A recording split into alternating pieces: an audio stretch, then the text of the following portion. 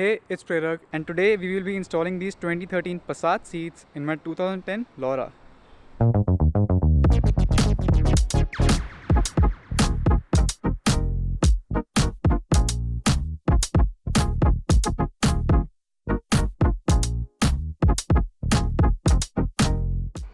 These seats are not only 12-way electrically adjustable, but they also have a memory function, and they are heated, ventilated, and they have a massage function.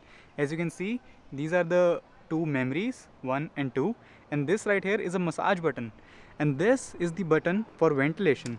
This right here is the passenger seat, which doesn't get the massage or the memory, but it does get the heating and the ventilation part. These seats have been sitting with me for over an year now in the workshop collecting dust next to the Laura that was being worked on for the all-wheel drive swap.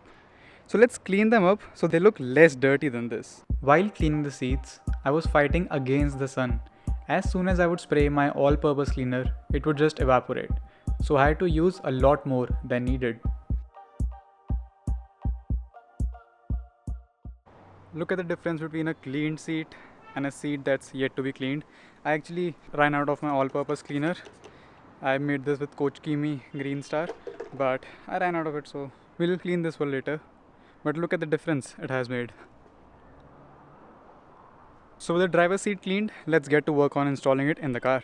In order to install the Passat seats, we first need to remove the seats which are currently in the car. As you can see, I have the entire interior taken apart because I am in the process of changing the color from beige to black. The entire interior was really dirty and aged. The headliner was sagging a lot, so I had to get it replaced. So the interior is gutted right now, but to install them we anyway need to remove the front seats. As you can see, the passenger seat is already out, so let's take this seat out now. Usually this seat is held in place by four M10 spline bolts, but right now there are only front two that I have installed, so let's remove them.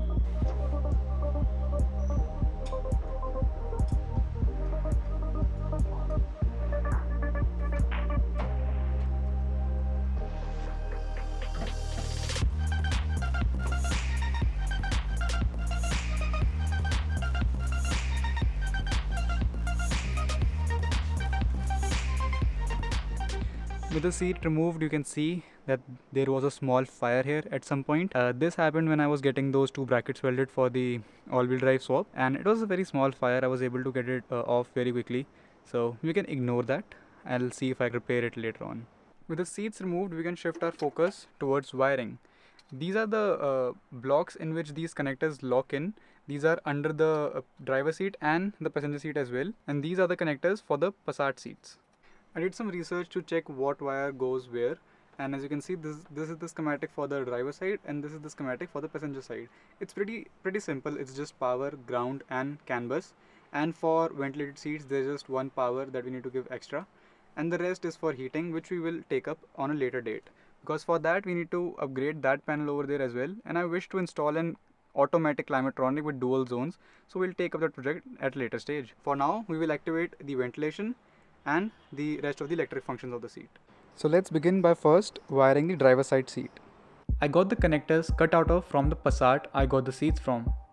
There will be 3 connectors which go into the seat, but for the Laura we only use this big 10-pin connector. Rest are for airbag and seat reminder, both of which are a future retrofit video. I first cut 2.5 square mm wire to the correct length and soldered it onto the Passat seat's 10-pin connector.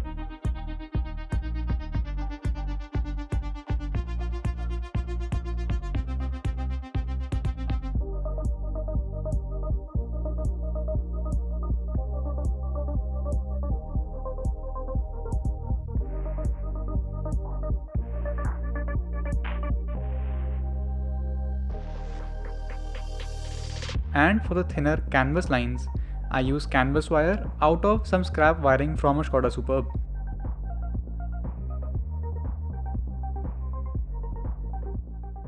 So I've prepared the driver side harness by connecting the length of wires respective to where they each need to go. As you can see, this is ground. This is just bolt into a ground location in the car. This is for the fuse.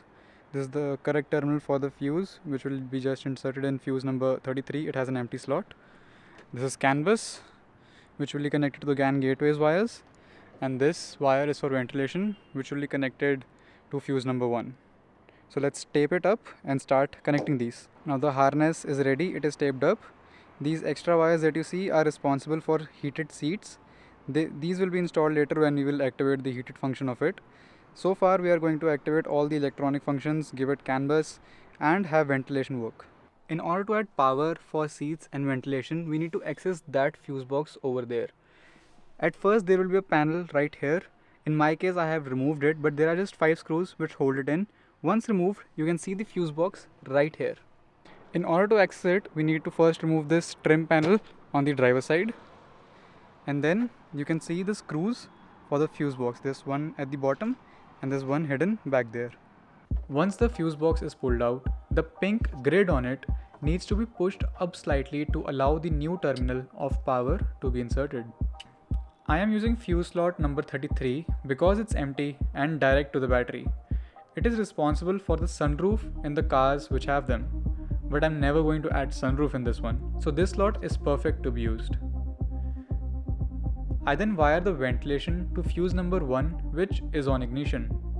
I just tapped and soldered the wire. For the CAN bus connection, we need to reach the CAN gateway module, which is hidden above the BCM, so it's quite a hassle to get there.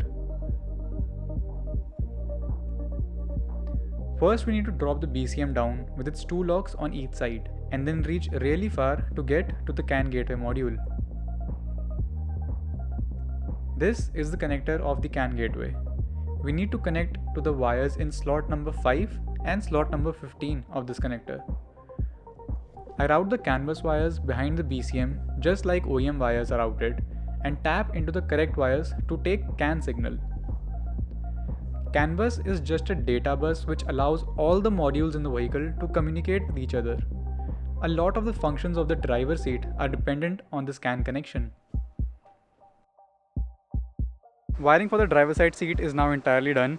We can now put the seat inside the car to see if it all works well. The headrest on the Passat seat is not detachable, so it cannot be inserted from the front. It has to go in from the rear seats.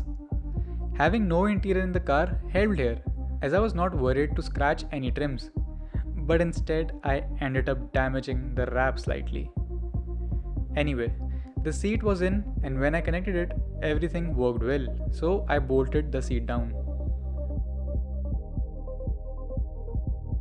With the driver's seat done, I similarly prepared the harness for the passenger seat and wired it along with the driver's seat. And the connectors get logged into the bracket and give such an OEM finish. It doesn't even look like I added these later.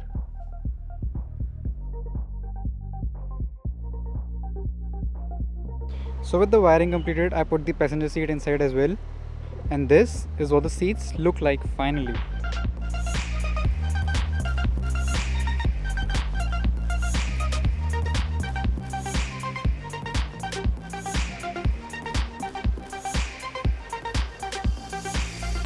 So as I've mentioned before, the driver's seat has 2 memory functions. One massage function, it has ventilation and it has heated. Right now we have activated ventilation, memory and everything. So let's see how ventilation works. It has a button right here through which it turns on. There is a blue indicator LED which turns on blue when the ventilation is turned on. It has 3 levels. There's 1, the middle part is 2, and then there's the third one.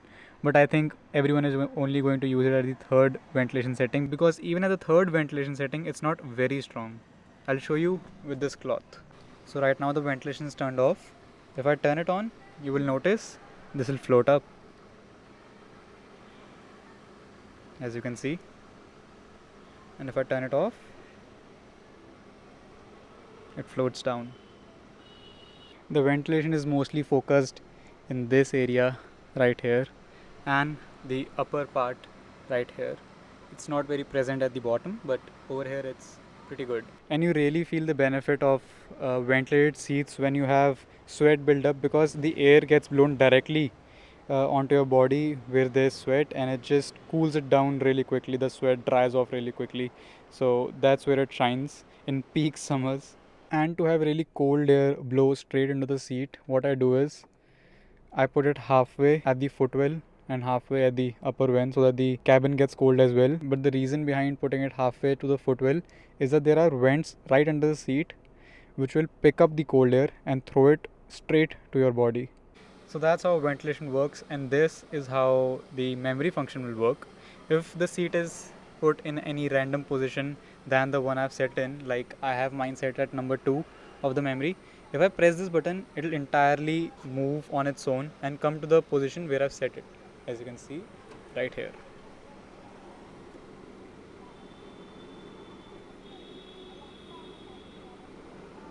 As you saw, it moved on its own to come right back into this position. To set any position that you want, let's say I want to set it over here, you just press the set button and the assigned button, and a visible chime will be heard from the instrument cluster so that it's set in that position. Now if you see, if I move it back and just press this button, it will bring it back to the assigned position, and this is mine. So if I press this, it will bring it to my position. And this is how massage works. You just hold the massage button till the lumbar support will start to come out, go up, go back in, and just repeat this cycle. Another feature that the driver's seat has is known as easy entry, which can be activated via VCDS or OBDeleven. The feature is that anytime the key is removed from the ignition and the driver door has been opened, the seat will move back slightly and recline slightly up front to help you get out the car easier. And anytime you put the key in the ignition and close the driver door, the seat will move back to the position from where it started. And the last feature these seats have is this horizontally adjustable headrest, which you can either move out or in according to your seating position, which is so good to have.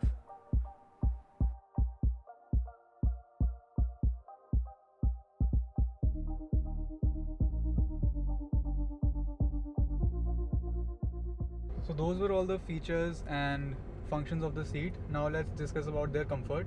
The seats are pretty comfortable, but they are not as comfortable as Skoda Superb seats. I'm running Skoda Superb seats in my Volkswagen Polo, and these are not as comfortable as them. Now the thing is, I didn't get these reupholstered. If I did get them reupholstered, I could have added extra foam, extra bolstering, and it would have given it that bucket effect and it would make it more comfortable, but I didn't go with that. There's always an option to go for that, which I have done for the Skoda Superb seats in my Polo. But these are more comfortable than the Laura seats for sure. Some people do prefer the Laura seats for their sort of bucket fitting, but I like the features and the functions that this seat has a lot better than that, and I anyway like electric seats because it was an upgrade, it was possible, so I just wanted them. So in terms of comfort, I would keep them somewhere between a Laura seat and a Superb seat. These are not the most comfortable out there, but these are not uncomfortable either. So yeah, that was all I wanted to share on the topic of adding Passat seats in my 2010 Laura. Let me know what you think of these in the comments down below, and don't forget to leave a like on this video, and be sure to subscribe to my channel so you don't miss any uploads. Thank you so much for watching, and I will see you in the next one.